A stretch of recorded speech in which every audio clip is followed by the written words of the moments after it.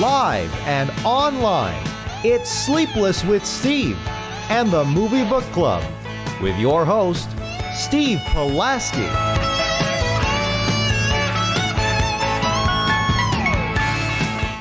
Back and better than ever, Sleepless with Steve, live on YouTube on this Wednesday evening. Good to have you along for the ride. First show of the month of February. It'll be a very quick month, and then hopefully we'll start seeing the grass again, and it'll be springtime, and the weather will be a little bit warmer, and so on and so forth. Good to have you along for the ride. However, I'm Steve Pulaski.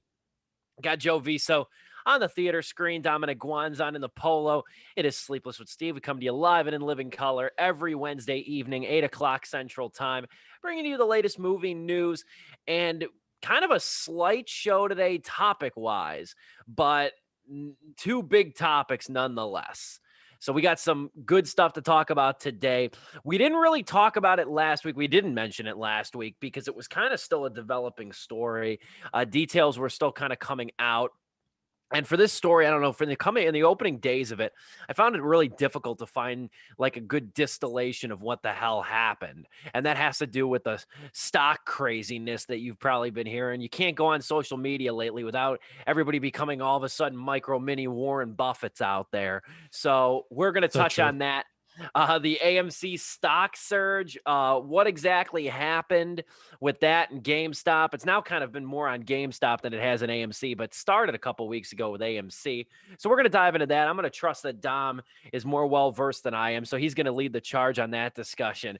And whatever, because the depth of I've had multiple people explain the stock market to me, and I get it in a sense, but I have no not enough conception and not enough confidence to try to do it myself. You know, I'm old school in the regard. I don't like putting money into something I don't fully understand. So that's where I'm at with the stock market. I do like that stonks meme though. That meme never gets old. I don't know what it is about stonks. It's just good, man. It's just straight in your face stonks, baby. And just saying it, stong. It's a fun word to say. Yeah, absolutely. It's a fun, like, fricative word to say. And that's a good one. And the other thing is too, is that meme too with that like mannequin guy. I don't know. I've always loved that stonk meme. It just hits. There's a science behind it. But you know what? There's barely kind of the science behind is the stock market, or rather there is a science, but it's one that constantly proves to be just the wild, wild west of everyone's money. But you know, if it doesn't work, then everyone gets effed. So whatever. But anyway, I'm not going to explain too much about, we're not going to talk about the Wall Street bets, GameStopping. That's not what we're here to do. We're here to really talk about how it affects AMC and the world of movies. But just a very quick overview, because there are much better explainers, basically is that in the normal world of stocks, you're supposed to buy something when it's low and sell when it's high. That way you make a profit, right?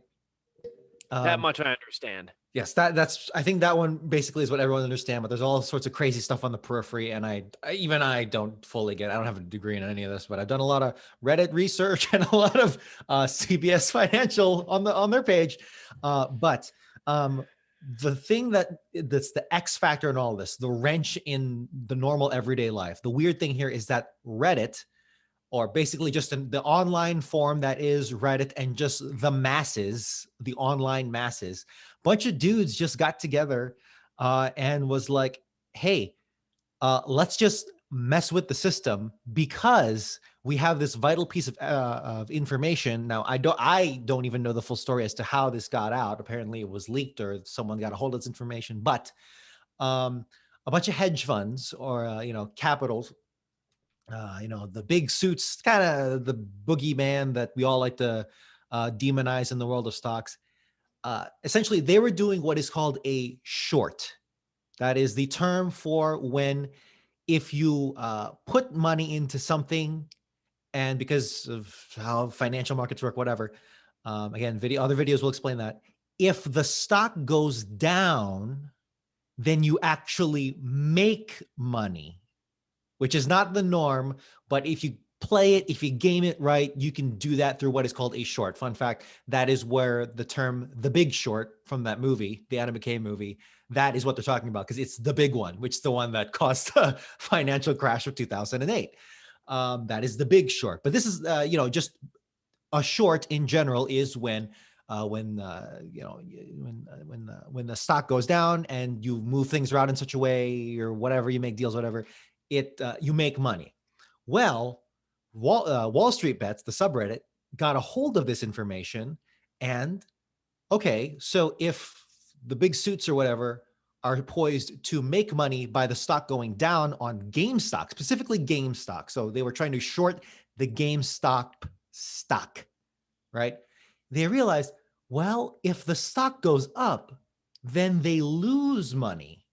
So then the collective power of Reddit and Discord and whatever, all these regular Joes like you and me, they're called retail investors. They're just penny stock people like we would be if we wanted to enter the market, specifically on Robinhood. That's the whole thing.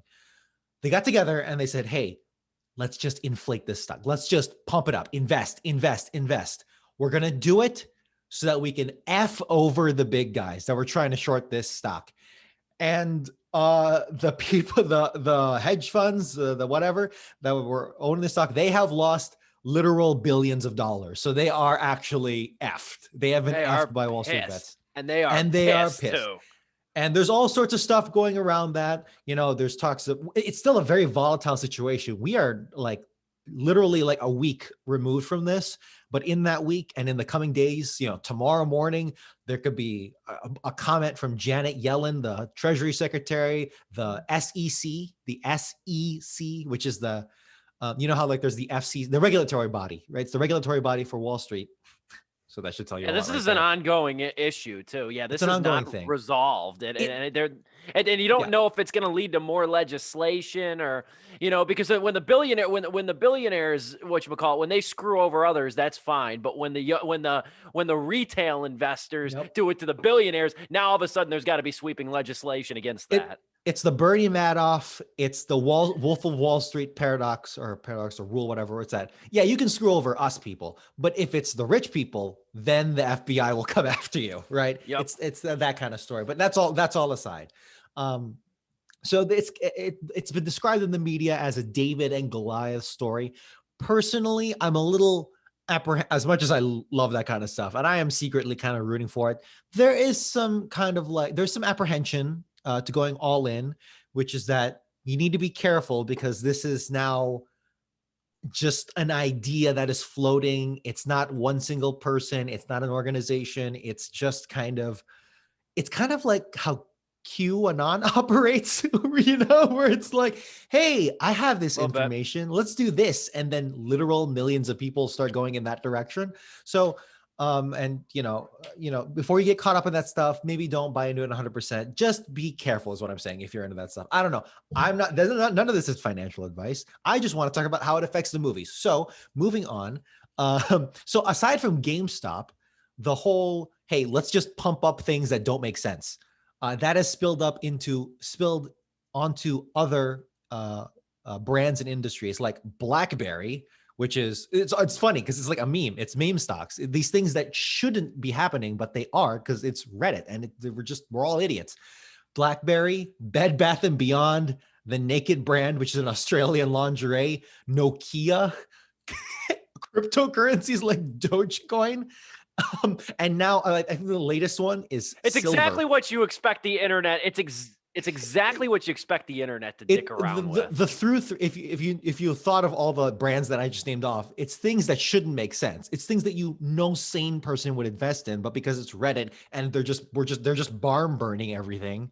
It's like, yeah, screw it. Let's just do this and we'll see who we F over along the way. Hopefully it's a bunch of suits. And I was hoping to see Quiznos on the list too. That's just random stuff that doesn't make sense. They're not like the big stocks you're always hearing about, even one like G or Apple or it should make sense. Banal. Yeah, exactly. Now the big one here is AMC, which is another one that shouldn't make sense. It's a physical theater in the age of the pandemic. It should be tanking, right? But no, Reddit has inflated that, and reportedly, AMC is reporting $917 million in cash from the stock jump. So Reddit has single-handedly, and by single-handedly, I mean regular people's paychecks, apparently, has saved AMC for at least another year or so.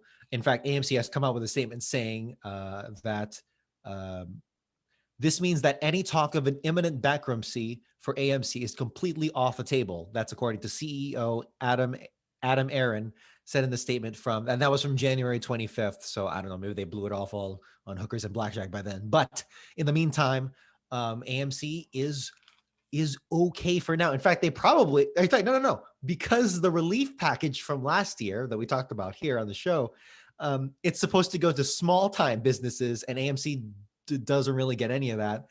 AMC got bailed out by Redditors more than the American government. So that's interesting. So I'm gonna pass it on to you guys now. We're not really gonna focus too much on Reddit and Wall Street bets. What we're gonna do is talk about where does AMC go on from here now, and is this a sign for things like Cinemark too? Like, is Cinemark gonna be like, hey, Reddit, can we get some of that money? I don't know, but what are your guys' thoughts? First things first, I want to say too, Reddit, I've gotten into it. I don't know what your guys' relationship is with the website. I got into it back in it had to be high school, early high school. My buddy and I started going on. It was like 2011, 2012. You know what? I think it was 2012. I think it was the summer of 2012. We started going on it, made accounts, and it's a wonderful time waster. It truly is. I'd long ago deleted my Reddit account though, because I was spending way too much goddamn time on it. But I still lurk. I still look at a lot of stuff. And I remember Reddit has been a pivotal website, because I remember when I made an account, it was still kind of not fledgling. It was successful, but it was fledgling. And then I remember the following year, it was 2013, the Boston Marathon bombing happened, and it landed in the news because people were trying to figure out the suspects for it through the subreddit. And I was like, holy crap, man, this thing is huge, because there's so many millions of communities on that site. But as far as we should finish that story, which is that they wound up misidentifying some random dude as the bomber. So that is one of Reddit's lowest points. We should note. So again, very true. Be careful about worshiping Wall Street bets blindly and doing whatever they say, whatever the masses are saying, whatever posts are saying. It's a dangerous thing. Be careful. Yeah, and that's another thing too. Like I've had friends tell me about that Robinhood app too, and which I know is under a lot of hellfire these days. But I've had a lot of friends tell me about that app, and I'm like, I'm not gonna. I have multiple friends in finance, so I could get news and information pretty easily if I wanted it. But it's like, I don't think right now is the time to learn how to do this in the midst and the heat of all this. But as far as it pertains to AMC, I was happy when I woke up and read that headline.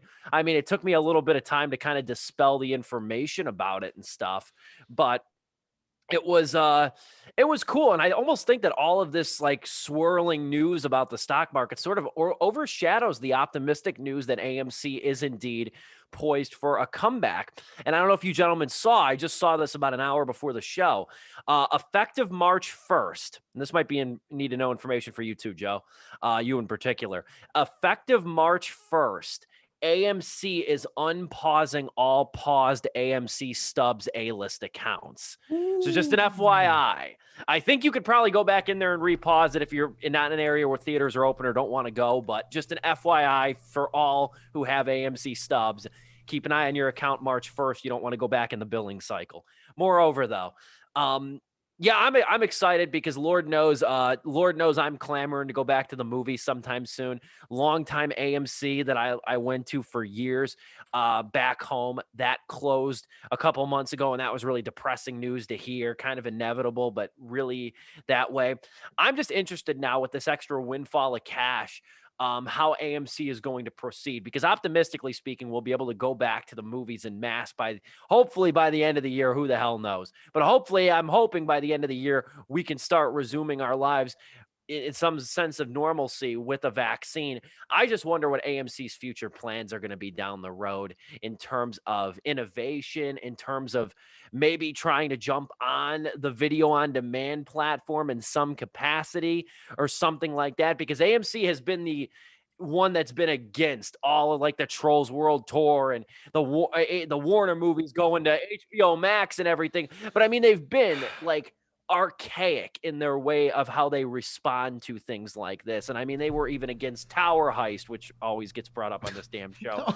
Tower Heist potentially going to video on demand. Paramount's Paranormal Activity, The Ghost Dimension, and Scout's Guide, those going to video on demand shortly after a theater release. So I'm interested. If nothing else, number one, I'm happy AMC is back and has enough cash to make it through. Fingers crossed, number one. But what I'm really interested is the story that hasn't happened yet. What are they going to do to adapt, and what are they going to do to continue their reign? Joe, I'll let you have the final word with this. All right. Well, for me, I mean, I don't know much about the stock market as well. As far as I go, it's with Animal Crossing when it comes to turnips. That's as far as I go with it. So the entire time, if you've been paying attention, I've just been eating popcorn, watching these guys talk about this stuff like I was watching The Big Short all over again. But in terms of reacting to AMC being bailed out and basically saved by the people, that's awesome. I'm happy for it because, as Steve pointed out, I do have AMC stubs. I pay the $21 a month for it to go see 3 movies a week because it's the best thing after the unfortunate thing that happened to MoviePass, but also the thing that probably was going to eventually happen to MoviePass, which was going to shut down because 99 cents, or not 99 cents, I'm sorry, $10 a month to see a movie every day was never going to work out. So I'm happy that's okay because, you know, I get to go use that app. I get to go back to the theater when, you know, we can do so and safely. I do hope, though, that they kind of reverse their decisions on all the Universal movies now that, like, you know, they almost literally died as a chain, and now they're just like, you know what, screw it. We'll take any movie we can get in our theater. We don't care. Because it's just like, come on, man. Like, don't limit your business. Don't limit me paying for a service at your theaters to limit the amount of movies I can actually see. If I'm paying $21 to see 3 movies a week, let me see any 3 movies that are in theaters anywhere in the country. Not just because, like, oh, well, Universal, we're not cool with them. It's like, no, I better be able to see Fast and Furious 9 at your theaters. I had to make sure which one that was because, you know, there's a bajillion sequels now. Mm-hmm. But yeah, no, to wrap it all up, because I don't have really much to say on this, I'm just happy, yeah, AMC is going to be okay for the time being.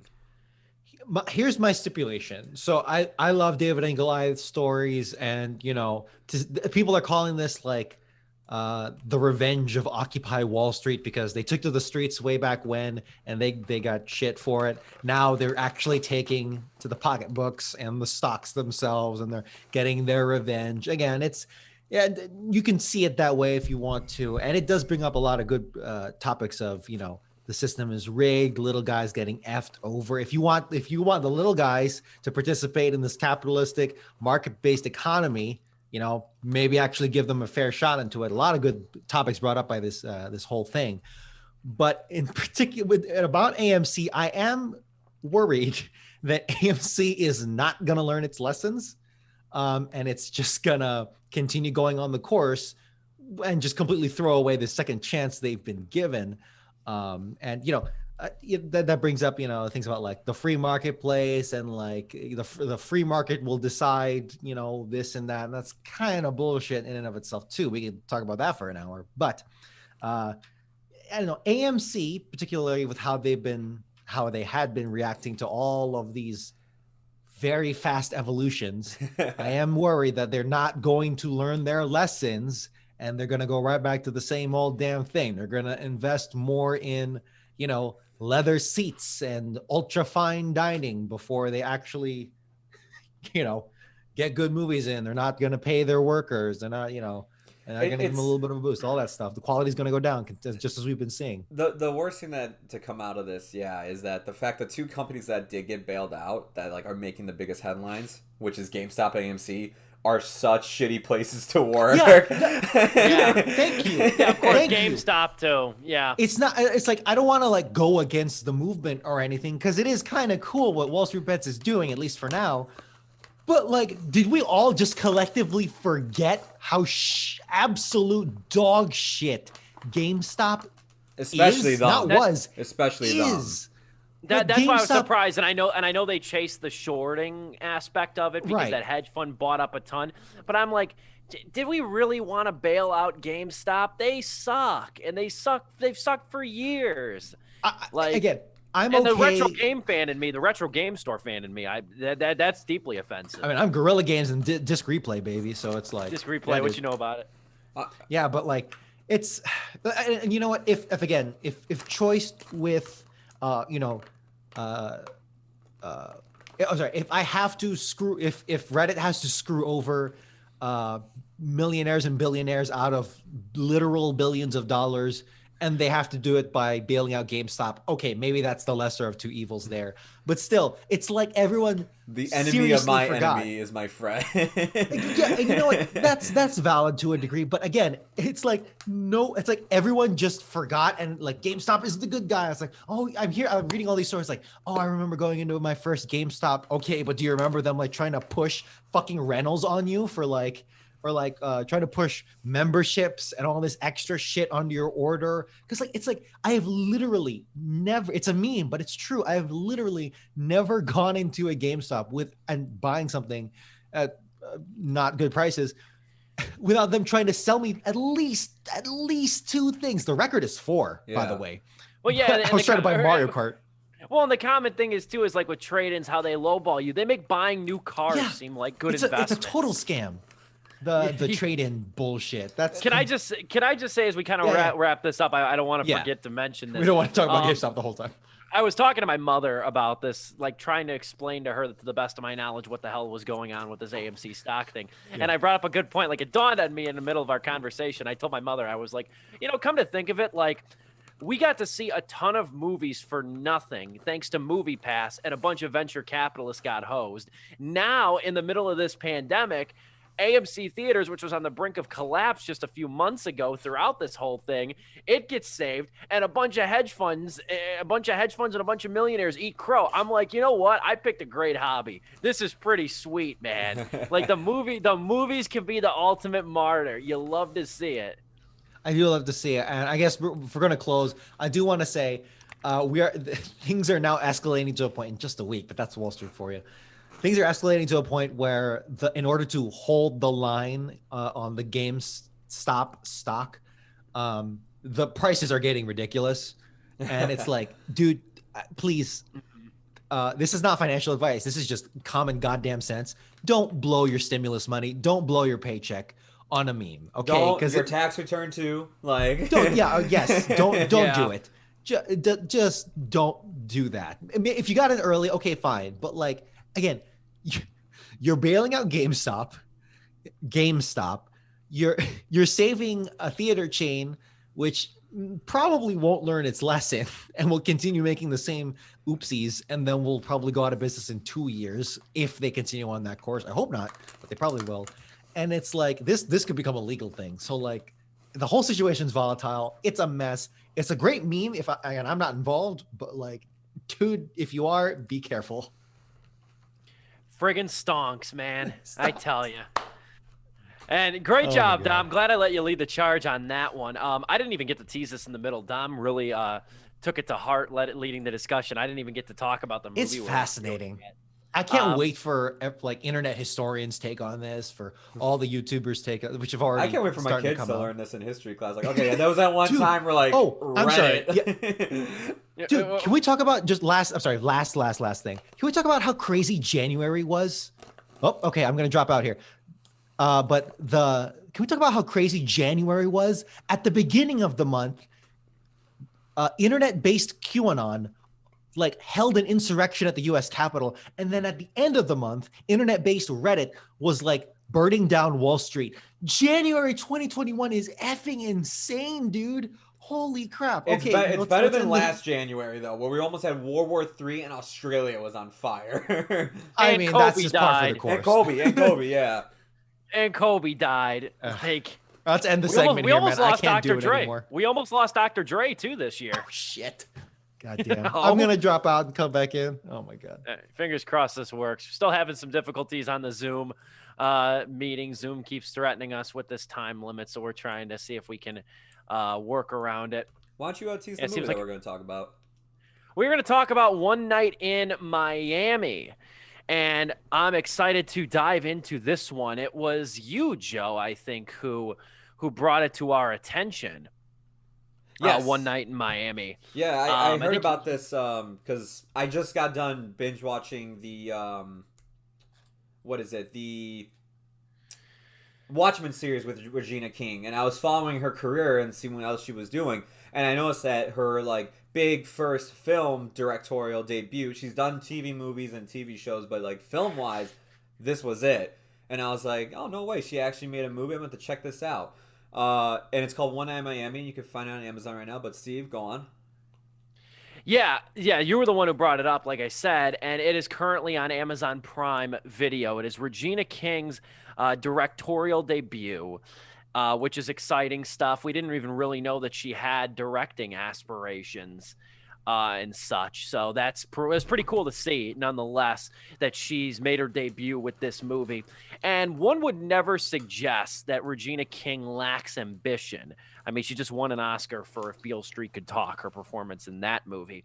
One would never say that she would lack ambition, but her sights are clearly in another stratosphere, making her debut revolve around not one, not two, but four, count them, four historical giants.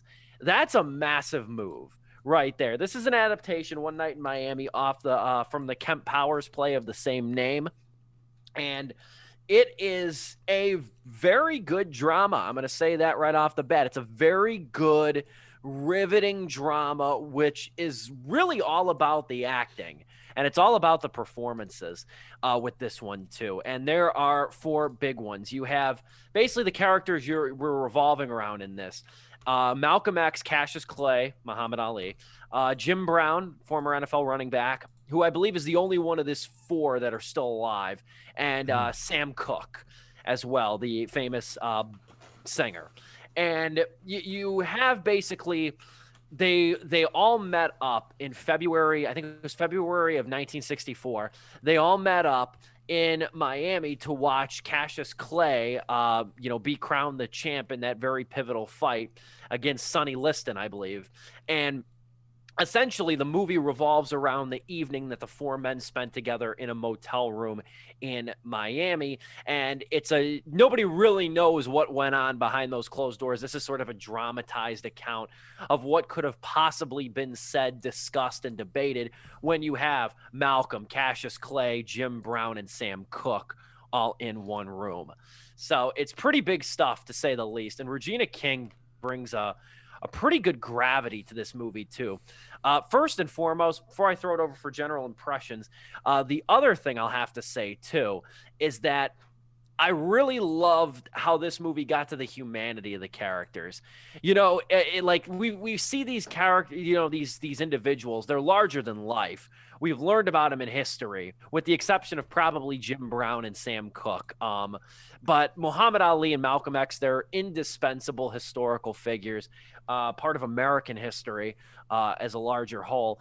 And, but you go, this movie does a good job at peeling back that mythology of them and treating them as people who had contentious debates, had different outlooks. And it's very fascinating to see that on play. I might have to dip here quickly to see if that resets the timer, but in which case I will throw it over to Dom and he can wax poetic maybe about One Night in Miami, because you have additional source material on which to draw. I do. And it actually, so I was kind of, when I was told about this movie by the boys about historical crossroads, these giants in their fields of politics or music or sports all meeting on one night. It actually reminded me of first a Key and Peele sketch where Key and Peele play MLK and Malcolm X on a stage play, and then it just becomes them trying to impress the black crowd for like an hour, which is really funny. But that was also a spoof of another play, which was turned into a movie in the 80s called The Meeting. And that actually has very similar vibes to One Night in Miami. In fact, I actually recently rewatched The Meeting with MLK and Malcolm X. And it's available on YouTube. I think the first couple minutes are lopped off But pretty much the whole thing is available on YouTube right now if you look. And a lot of people were coming because they saw One Night in Miami, and word got around, and they came back to that. And it's very interesting because whereas that movie from the 80s, it's a TV movie, it pits Malcolm X and MLK in rigorous, claustrophobic, very poetic, very historical debate. One Night in Miami actually, I feel like was the much more accessible movie if we're comparing and contrasting between the two. Because first of all, it has four characters to kind of spread the love around. So there's a little bit more perspective, and it's got some more lightheartedness because only 3 of the 4 characters are they actually work in politics, which is Malcolm X, religion or what have you. But the other 3 are actually kind of like entertainers or sports people. Not to say that they can't get political; they very much did in real life. Which is actually a topic they discussed in the movie too. Exactly, but they have more room to be more playful, to be more joyful, because that's a little bit more in the business that they're in, as opposed to X versus King, where it's just, I mean, the meeting is, I actually really, really enjoy that movie, but dude, it is like straight up back and forth between those 2 characters, which I believe X and King actually did meet in real life. The one in the movie is actually even more fictionalized, because One Night in Miami, yes, it did actually happen where the 4 characters did meet in that hotel. There's actually a cool document, like a mini documentary with Jim Brown commenting on it. You can find pictures of them at the diner that they actually went to as well. Yes. And you can see Malcolm X actually taking the picture, which you'll see that camera throughout the movie as well. Yeah, but even the 80s one, that was, I think, a completely fictional one where they made up a meeting between the 2 characters. Pretty much just an excuse to get X and King to duke it out philosophically, which is fascinating. But One Night in Miami, and we'll really focus on our movie here, is it has that, it's a really cool tempo to it that I really enjoyed. At first, I don't know why, this was really dumb of me at first, but when I was first watching, I was like, oh, cool. Because I didn't do any research on this movie. I didn't know what it was mainly about, except for the gimmick of the 4 people coming together.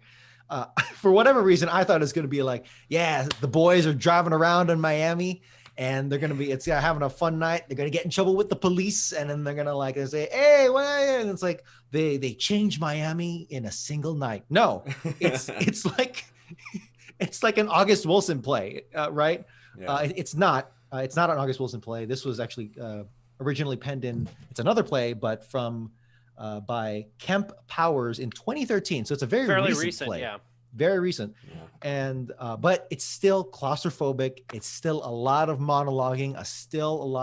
There are some like cliche-ish moments, but it's like there was no way you were going to escape that. Almost like if they did completely walk around those cliche moments of X talking about the persecution of his people, Sam Cooke talking about music and all that stuff. It's like, well, then what the hell are you here for, right? Right. So in that case, I can brush aside the cliches and it didn't go too hard on it, Joe. I don't want to throw you off your rhythm here, but we got to dip out of the Zoom meeting just real quick. We'll be right back. Okay. Just a quick short intermission.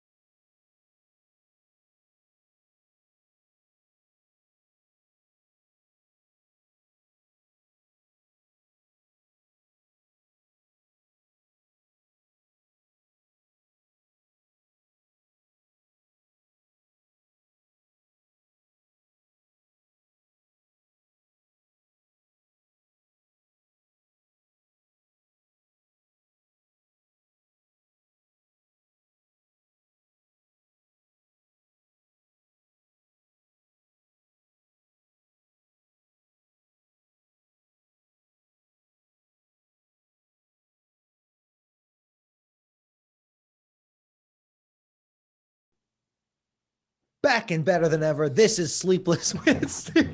Okay. So getting right back into it. One Night in Miami, I really enjoyed the tempo here, and it it gave me what I wanted while still able to enlighten me. Some slight cliches there, but really, if I mean, there were some really obvious cliches that it was managed to swerve around, but you kind of wanted it, right? You see that list of historical figures, and it's like, yeah, I want Muhammad Ali to talk mad shit about people while Malcolm X is in the room, being stoic Malcolm X. And you also get to see different aspects of the characters too, especially when they start interacting. I'm just going to briefly chime in and say every actor, I think, too, brings something to the table. I'll talk more about that in another minute after Joe's done and stuff. I kind of want to go down the roster of actors and the performers here, at least of the core quartet, if you will. Joe, don't want to steal your thunder, however. Yeah, no. As you guys point out, Kim Powers did write the screenplay for this, and it's based on his play. He also did the screenplay for, and I brought this up during the Soul review. He did the screenplay for Soul as well. So after coming off of Soul, I was like, damn, if you can get like that deep for a kid's film, how deep are you going to get with a rated R film? And he does a really good job. And like 4 huge black figures in American history. This dude is primed, dude. Yeah, I thought like the best parts of this movie, it's a stage play. Like, let's just call it what it is. It's basically another stage play like Ma Rainey's Black Bottom was when we watched it on Netflix. I would say these two are basically very much similarly filmed, the way they are done and everything. This one does leave where like the stage is at most of the time, which is this hotel room that they spend most of the night in. It leaves that area a lot of the times, but for majority of the film, you're in that room, and the best parts of this movie is just being in that room with them, watching them all talk about the different ways they've contributed to, the civil rights movement, whether it be as extreme as Malcolm or as hidden and like behind the scenes as Sam Cooke was. It's so fascinating watching these people interact with one another, watching them debate, and also just joking around with each other, because you totally buy their friendship throughout the movie as they're having this conversation. The actors here did a phenomenal job. I thought every single one of them did a fantastic job. I went into it expecting like Muhammad Ali's performance to probably be like my favorite, because that's like the one I was looking up to the most. By the end, I gotta say, Sam Cooke and Malcolm X's performances done by the actors, I thought were incredible. Jim Brown's great as well. I recently saw him in The Invisible Man, and he was incredible in that as well. I don't have the actors. Wait, you saw him in The Invisible Man? No. Sorry. Zing. But to me, the most fascinating parts of this movie involve Malcolm X and Sam Cooke just going at it. And just like those conversations are so heated, and they bring up so many great points that I felt that we saw to like recently with the July stuff that we had with all those protests and like all these people debating the topic of, civil rights during July after what happened back then in 2020. There are so many great conversations that are brought up throughout this film. I'm going to throw it to Steve, though, because I can tell that he wants to say something. I was going to comment on that. I'll touch on that Malcolm X and Sam Cooke dynamic, which is a big part of this movie, especially in the second act. But I mean, the cast here is great. You have every actor bringing something to the table with this movie. Kingsley Ben-Adir he's got the loftiest challenge by far. He's got to fill the inescapable shoes of Denzel Washington in his performance of Malcolm X. And there's no way around it. But laudably, Ben-Adir doesn't really conform to what Denzel brought to the character. There's mannerisms there, and that's just the mannerisms of Malcolm X. If you watch Malcolm X speeches or old footage, you know what he was kind of like. And he does it without trying to mimic Denzel's style, which I found really, really interesting. He gave it a little bit more of an animated sort of performance, which he kind of had to, given the setting, given the confines and the dynamics that play throughout the movie. You have him. You have Eli Goree, who plays Cassius Clay. And the thing I took note about the most about Goree is that he nails Ali's accent, which is not an easy accent to mimic. If you watched old footage of Ali, he had a little Will Smith's movie, which doesn't even come close to this performance. No. And I think Will Smith was actually nominated for an Oscar for that one too, if I'm not mistaken. That was I think the closest he's gotten to an Oscar. That was really chasing that an Oscar. Ali movie, that was the definition of a decent performance in a lackluster movie. Yeah. That's really what it was. That movie was long too, but Eli Goree, though, that was the one thing I took away from him. He nailed Cassius Clay's accent. You have Aldous Hodge, as Joe mentioned. He's from The Invisible Man, playing Jim Brown. Jim Brown is very stern in this movie, or Aldous Hodge gives him a very stern exterior. At the same time, I like him kind of talking about like the perspective of like being a player and working, in so many words, for largely white NFL owners. I thought that was an interesting little monologue he throws in there. And then you got Leslie Odom Jr., who sings and swings as Sam Cooke. That's and perfect casting, dude.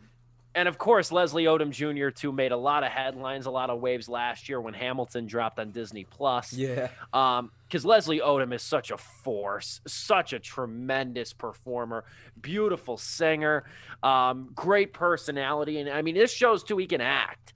Like, as if there was any doubt, he can act, and he brings a great gravity to Sam Cooke, who is probably the odd man out in terms of caliber. I think, the other men sort of aspire images to the mind. Even Jim Brown, who played for the Cleveland Browns, not so much Sam Cooke, and he's humanized well here. What I really appreciated is that it's a crossroads. So you're not getting Muhammad Ali at the height of his career or at the height of his outspokenness for the civil rights movement or just being black in America, right? No, you're getting early Muhammad Ali, where he just punched Sonny Liston into the ground, and he hasn't even changed his name yet, and he's still being brought into the fold by X.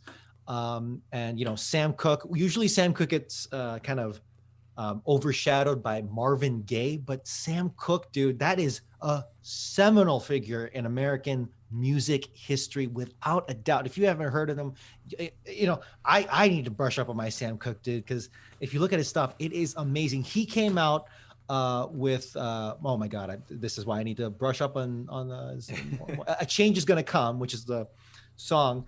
A Change Is Gonna Come. He came out with that in 1960, I believe, 3, or at least he wrote it in 64, 65. And that was like 6 years before Marvin Gaye came out with What's Going On. And Sam Cooke is already coming out with hits like that. Not to pit those two against each other, but if you like Marvin Gaye, you definitely need to check out Sam Cooke, because Marvin Gaye definitely learned a lot of stuff from him as well. But also Jim Brown, he's at the height of his career, but he's still in he's at the crossroads within himself too, and he's kind of playing the straight man. So he's like all this pressure inside and out and in the room immediately. He felt like the glue of the friend group. He did. Like the guy that's keeping everybody level-headed and together. And I think that's why I really liked him a lot too. He's that dude in like every friend group where it's like maybe the softest spoken, but you need that mother effer, because he is the one that will cement the group. The look on his face throughout much of this movie, too, Aldous Hodge's face as Jim Brown. The look on his face throughout this movie is like, just like you could see it in his mind. It's like, shit, man, I just wanted to come down here, drink some champagne, and have a good, you know what I mean? Catch up, play cards. He looks like that, and all of a sudden, he literally says, "Man, I just wanted some pussy." You know what I mean? He literally says. Exactly. Can you blame the man? And it's perfect, because I swear, as Malcolm X and Sam Cooke are going at it or whatever, which again was played up a little bit in the movie, or a lot of it even. Apparently they didn't really have that much beef between each other.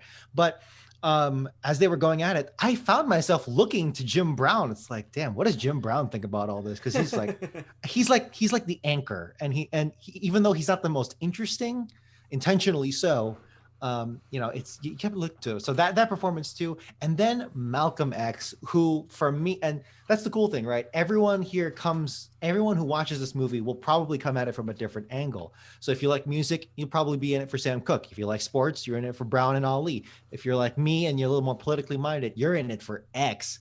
And you know what? It's interesting. I'm so glad you mentioned Denzel and that movie, and just general, how we think about Malcolm X. There was a really interesting warmth and but also paranoia and like exhaustion from Malcolm X in this movie, at not just in this movie, but at that stage in his life, just a couple years from getting assassinated. And he felt it coming, which, obviously in hindsight of the movie and the play, they're going to play that up. Yeah. But even then, when he was alive, he had to have known, because he was getting death threats, all the time in real life. So I'm really glad we got to see, or rather, One Night in Miami honed in on that more than most other depictions, which are, don't get me wrong, we get the fire and brimstone. You always get that with X, but I'm glad it revealed that side of the person too. For sure. You get that edge. This is like a shaky, unsteady Malcolm that you're not really used to seeing. And I think one of my only criticisms with the movie too, as good as it is, uniformly solid all around, and it's involving, it's engaging, and so on and so forth. I think the only criticism that I really had is a lot of the first act. It's like a lot of necessary exposition. I like how it shows each character at like a sort of a low point in their careers. I mean, like, that's the interesting part. Cassius Clay's arrogance gets the best of him without going into too many details. Jim Brown comes home and has a very uncomfortable sort of conversation with a so-called friend. I love that scene, dude, because it's a great scene. When that scene wraps up, it's like Chelsea and I looked at each other. It's like, yep, that's how it happens, dude. That's how it effing happens. So literally, I'm like, that's the white moderate. This dude's gonna totally pull the card, and then like he literally pulls it out. I'm like, you motherfucker. You have Sam Cooke bombing at the Copacabana, and you have Malcolm X contemplating leaving the Nation of Islam.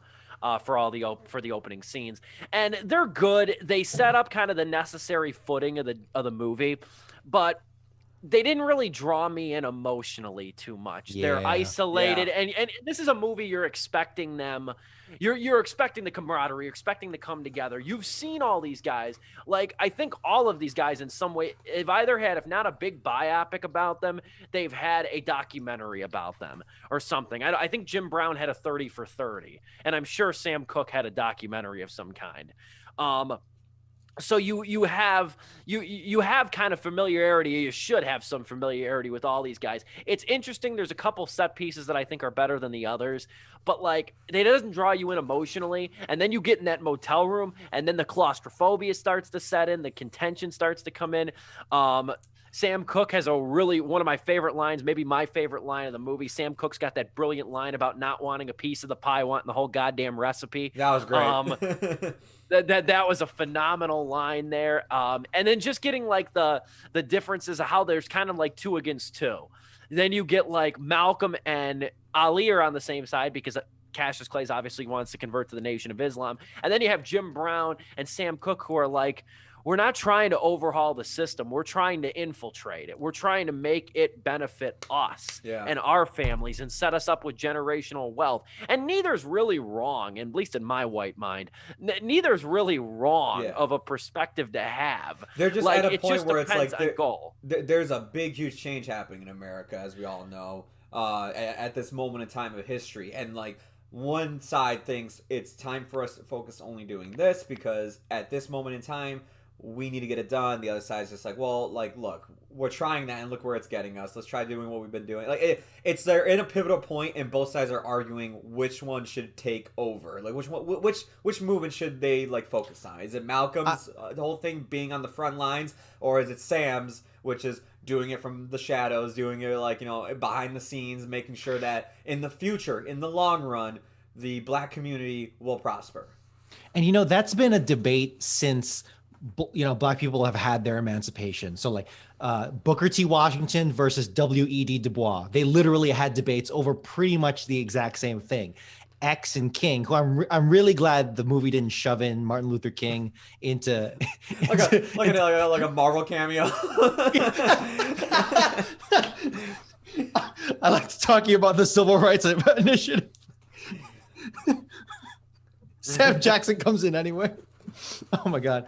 But or they happen to walk by or like I don't know, in a later scene they happen to walk by him giving the "I Have a Dream" speech. Check this out. Oh, dude, I was like, wait, I was like, please don't shove in "I Have a Dream" into this or whatever. Or if you're gonna do it, at least they didn't. yeah, thankfully it did. If you're gonna do it or something, maybe make fun of it or whatever. But not fun of it, but have the characters' unique takes on it. Maybe Chris, I don't know, but I'm glad they didn't. But yeah, Steve, you brought up a big criticism, not that big, but it stands out in from what I really enjoyed about this movie, which from what I think I've read, I can't confirm for sure, but I think those opening scenes where each character gets a spotlight, I think those were added into the movie. Those are not original to the play. I can't confirm that for sure. I don't think they are, from what I read. And you can feel that. And I think Regina King did her best to make them something. And I was getting that vibe too. I was getting there. And certainly they're good. They're good. The characters are, the actors, I should say, are definitely doing their best. But I don't know, something about it. It's like Sam Cooke. I think the problem was that all four characters are having bad nights back to back to back. And it's like, I get what you need to do to build up, but it's like almost too depressing, right?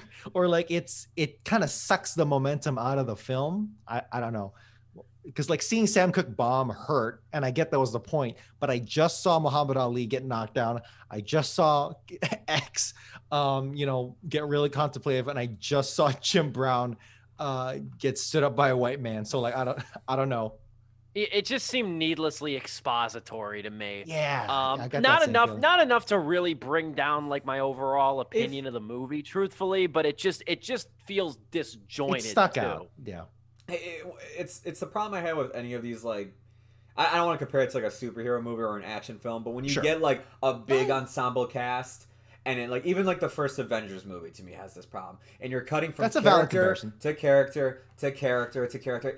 It's like you're restarting the movie every time we jump to a different character. But once they actually get to where they need to be, the hotel room, the helicarrier in Avengers, the movie just flies by, and it's a lot of fun and it takes off. That's the only complaint I have too, is that first like 15 minutes, it is a slow pace, because it does feel like you're kind of restarting the movie when you jump to a new character each time. Because I thought like, okay, like Muhammad Ali will probably get the longest like opening because he's the star of the movie. But no, like Jim Brown's scene is about 5 minutes, Sam Cooke's scene is about 5 minutes, Malcolm X's scene is about 5 minutes, and it's like, oh my God, like, are we going to get to the actual night in Miami at some point? Exactly. And the funny thing is, Ali, he's 22 in the movie at that point and in real life at that time. And it's like, damn, I really thought Ali was going to be like the standout, maybe him and King or whatever. But no, dude, I find myself identifying more with Ali. And sometimes it's like, or just in the sense that, damn, these two are really going at it, or these three.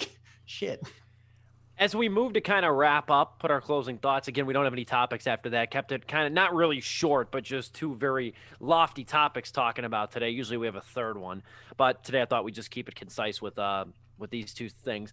But the last thing I'll mention too is you really get the sense, and this is a testament to good acting and good writing too. So tip of the cap to Regina King and company again on this, is that you really get you really believe the comfort level of these characters too. And Odie Henderson, who's a really good film critic for RogerEbert.com, he brought up a really funny line, I thought, too. He was like, I can't remember the exact quote of it, but it's I remember he brought up this line in his review of One Night in Miami. He said the movie proves that being black can be a whole lot of fun when no one's watching. and he himself is African American. And I thought that was funny because, like, in this movie too, like, it's palpable, the chemistry between these characters. The camaraderie is there. The societal masks are off. These men can be who they are, which is unapologetically black and opinionated. And it's kind of like a safe space for them, too. You know what I mean? They don't have to worry about mics getting stuck in their face or getting poll quoted. They're just having a couple drinks, hanging out in the motel room. It's down home, and it sort of dispels. These men have kind of become metaphors in some sense with American history and these like mythological titans, deservedly so. But it dispels a lot of that, and it makes them human, and it gives them personalities and flaws too. And I think that that's important as well. And I think theater, you realize, I know this is a movie ultimately, but it comes from a stage play. It shows you, as somebody who's now even too committed to reading like a dozen August Wilson plays this year, I've started to notice this too. It's like theater is where the humanity really can thrive. And I think you saw it in Ken Power's script, and you see it with what Regina King brings here, especially in the second act of this movie. Oh, yeah. between Ma Rainey and this movie, I really hope, like, dude, let's finally get all the black not screenwriters, but playwrights and poets. They're just goddamn due, because they are giving us some excellent stuff and important messages that we desperately needed to learn yesterday. But I just remember, the biggest laugh actually came from Malcolm X, and it's like, damn, what do we got? We got ice cream. We got vanilla. I had to pause. We got vanilla. That was the funniest line. But Joe actually brought up a really good comparison about the Avengers. Funny enough, and it feels almost sacrilegious to compare this film, such an important film, with the Avengers, right? To be reductive about it. But no, that the first third of the movie definitely was giving me those vibes, and it was kind of weighing it down in that sense. Not just weighing it down, but giving me that sense of deja vu, that sense of kind of like almost fatigue from being exposed to that formula and that blueprint again and again and again. It was probably a necessary evil, because it was, you maybe need to get into it a little bit more with the four before they come together. But hey, man, I've read a lot about these guys, and I was ready for it, but maybe not so much for everyone else. But regardless, this film I'm ready to watch it again, because it just flew right by. The performances here are astounding. Each one is a challenge in and of itself, but I got to give shout out to the actor who plays Malcolm X in this film, because Kingsley Benadir. Thank you. Jeez, I just closed my windows, but Kingsley Benadir knocked it out of the park, giving us that extra dimension of Malcolm X that we really needed, because we're so used to and rightfully so to a degree, we're so used to the pure fire and brimstone X, and Real got it humanized him, but everyone else too knocked it out of the park.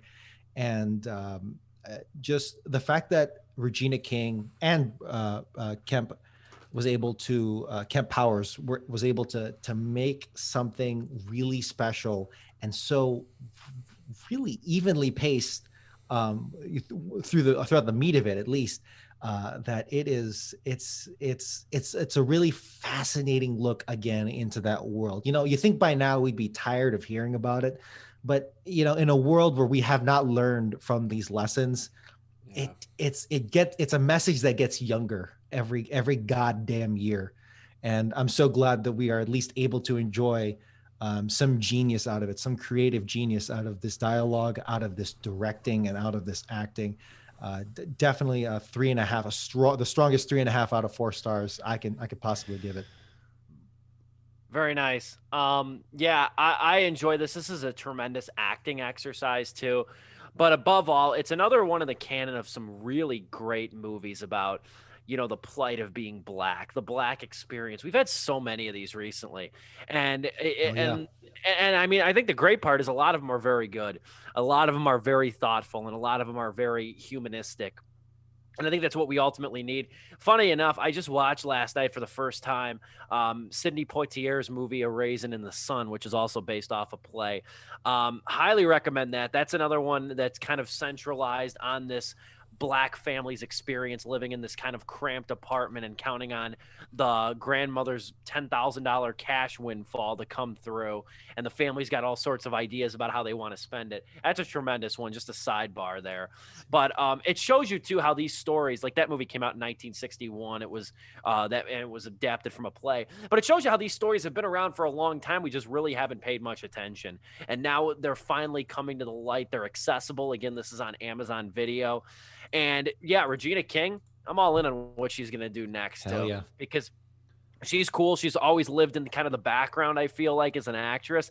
And like I said, finally got her due, winning an Oscar for her role in If Beale Street Could Talk, which is based off of a James Baldwin novel, another exceptional black writer. If you haven't read any James Baldwin yet, do that. Or Read watch I Am Not Your Negro.